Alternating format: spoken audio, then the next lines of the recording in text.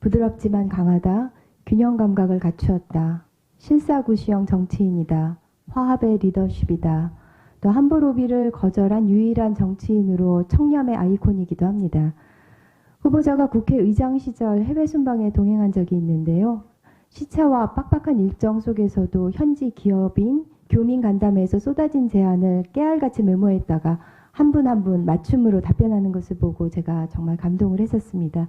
국무총리가 되시면 그처럼 한 분의 목소리도 놓치지 않고 담아내는 따뜻한 총리로 국민들의 기대감에 부응해 주시기 바랍니다. 일각에서 제시되는 삼권 분립에 반한다는 비판이요. 임명권자인 문재인 대통령은 후보 지명 때 이런 우려에 대해 충분히 설명을 하셨고 후보자 역시 삼고초려를 하다가 고심 끝에 결단하신 것으로 알고 있습니다. 근데 이게 만약 삼권 분립 위배라면 이에 해당하는 사례들은 쉽게 찾을 수 있습니다. 이회창 국무총리의 경우 대법관, 감사원장, 국회의원을 했으니까 사법부, 행정부, 입법부를 넘나든 것이고요. 또 멀리 갈 것도 없습니다. 지금 자유한국당 대표는 국무총리와 대통령 권한 대행까지 지냈는데 입법부에 진출하려고 하고 있지 않습니까? 또 해외에서도 프랑스의 자크 샤방 델마스는 국회의장에서 총리로 또 총리에서 국회의장으로 옮기면서 재직한 전례가 있습니다. 그리고 더 특이한 사례도 있는데요. 박근혜 대통령은 2015년 새누리당 의원 3분을 청와대 정무특보에 임명한 적이 있습니다. 국회법에는 국회의원이 겸직할 수 있는 예외적인 사항을 3가지 열거하고 있는데 이 정무특보는 3가지에 해당한다고 보기 어려운데도 이제 무리하게 임명한 전례가 있습니다. 그럼에도 불구하고 삼권분립 위배로 비판하는 것은 언어도단이라고 생각을 하고요. 그리고 야당은 지금 의장 출신 총리로 인해서 행정부 견제가 제대로 이루어지지 않을 것이라는데 현직 국회의장조차 무시하는 행태를 보이면서 전직 의장에게는 예우를 해야 되기 때문에 견제를 하지 못한다. 저는 좀 이해가 되지 않고요. 사실 삼권 분립은 독립적인 권한 행사가 핵심이죠. 그래서 우리 국회는 총리가 누구인지와 상관없이 행정부를 견제할 수 있는 제도를 갖추고 있습니다. 그러니까 사람에 따라서 견제가 가능하고 가능하지 않은 것이 아니라 시스템에 의해서 보장되어 있다는 것입니다. 그리고 국가 의전 서열 2위에서 오히려 강등되는 것에 대한 지적이요. 저는 의전 서열이라는 형식에 얽매이기보다는 내용을 선택하는 파격을 몸소 실천한 것을 후보자의 또 다른 희생정신으로 볼 수 있다고 생각을 하는데요. 그 후보자가 결단을 내렸던 사례가 또 있었죠. 그러니까 2006년 2월 참여정부의 후반기로 매우 어려운 때였습니다. 당시 열린우리당 원내대표 겸 당 의장을 맡고 계실 때도 산업자원부 장관직을 어렵게 수락을 하시고 기업 현장에서의 경험을 살려서 큰 역할을 하신 바 있습니다.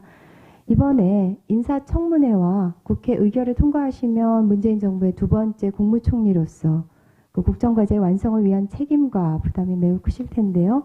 앞으로 총리로서의 포부에 대해서 좀 간단히 밝혀주시죠. 네, 제일 중요한 것은 경제 활력을 찾는 일이라고 생각합니다. 그리고 4차 산업혁명의 물결이 도도하게 몰려오고 있습니다.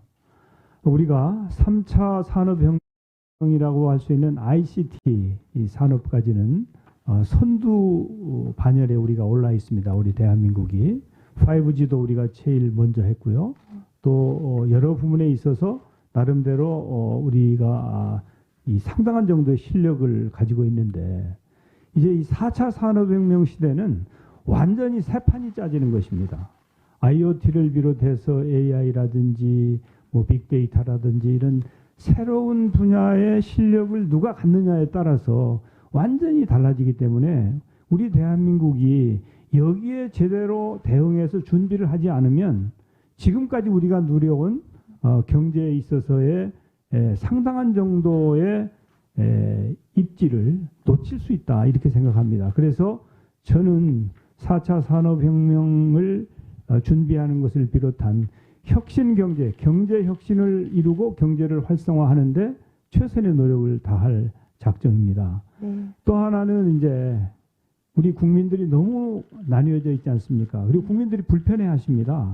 그래서 국민 통합을 위해서 헌신하겠다는 생각을 가지고 있습니다. 뭐 긴 설명이 필요할 네. 것 같지는 않고요. 네, 꼭 그렇게 해주시기 바랍니다. 네. 그리고 앞 재산 형성 과정 질의에 답변하는 과정에서 배우자가 보훈연금을 받는다고 하셨는데요. 네. 그래서 국민들께서 의아해하실 수 있으니까 어떤 연유에서 보훈연금을 받으시는지 간단히 좀 설명을 해주시죠. 저희 장인 어른께서 독립운동을 하셨습니다. 그래서 건국 훈장, 애국장을 수훈하신 분이세요. 우리 경상북도 포항 출신이신데요. 그래서 그 장인어른과 장모님이 돌아가셨기 때문에 그 보훈연금의 수급권이 저희 처에게 돌아왔습니다. 그래서 뭐 연간 한 2,200만 원 정도의 보훈연금을 수령합니다. 네. 자, 후보자께서는 뭐 개헌론자였고 20대 국회 전반기 국회의장으로 개헌에 대한 의지를 담아서 개헌투기를 만드셨었죠. 문재인 정부 역시 국민 주권적 개헌을 국정과제로 삼고 2018년에는 대통령 개헌안을 발의하기도 했었습니다. 네.